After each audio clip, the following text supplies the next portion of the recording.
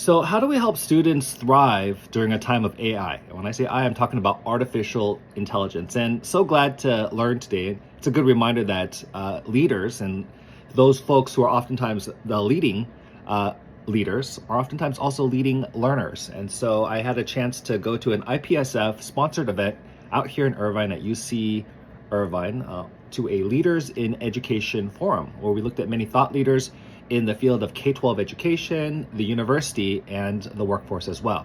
We covered a range of topics from stress to artificial intelligence, learnings and career in the age of AI, and the future outlook of jobs as well. Because many people are asking as they think about their kids, how can I prepare my children for the future?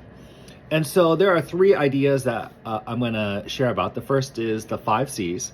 The second is accelerating compassion in the age of AI. And the third is adaptability quotient. And these are learnings that I either took away from the speakers that were there, or as they were sharing, it made me think as well. So let's go ahead with number one. Number one is doubling down on the 5 C's. On the Ed Family YouTube channel, I've talked a lot about the 5 C's and how they're critical to be grown and fostered at a very young age. And when I say the 5 C's, I'm talking about communication, collaboration, creativity, critical thinking, compassion. I think even in the age of AI, these are future-proof skills. You're going to need those 5 C's no matter what. And how do we help students develop the 5 C's? Oftentimes it's not in silos. Learning is community-based, so oftentimes in teams. So even though sometimes it can be difficult for our young people to work collaboratively and in teams, and there are a variety of reasons why this can be challenging, nonetheless, giving students the opportunity is a wonderful opportunity to help them to develop those 5 C. Number 2 is, the 5th C is compassion. So as we think about artificial intelligence, there's a lot of fear that, there's going to be Terminator happening, right?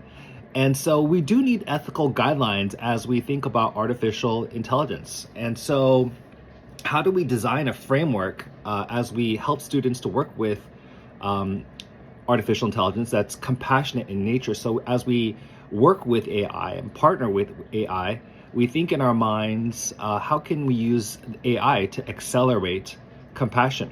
So, can computers be used to accelerate compassion? Can calculators be used to accelerate compassion?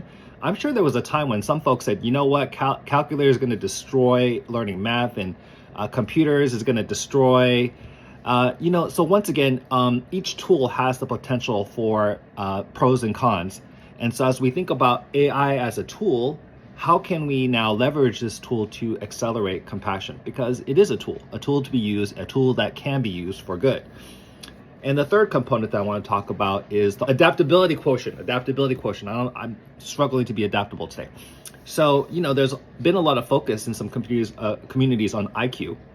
And certainly there's a lot of value to IQ. But when you think about, the whole world at our fingertips now through our computers, IQ has value, but, we need more than IQ. So then there's been a lot of discussion around EQ, emotional quotient, like being socio-emotional, knowing how to connect with others. And I don't think that's ever going to go out of style. We definitely want to be have a high emotional quotient to connect with others. I think that also allows us to be great leaders. But what about that adaptability quotient, the ability to adapt to changes that are happening? Some folks, it's not easy.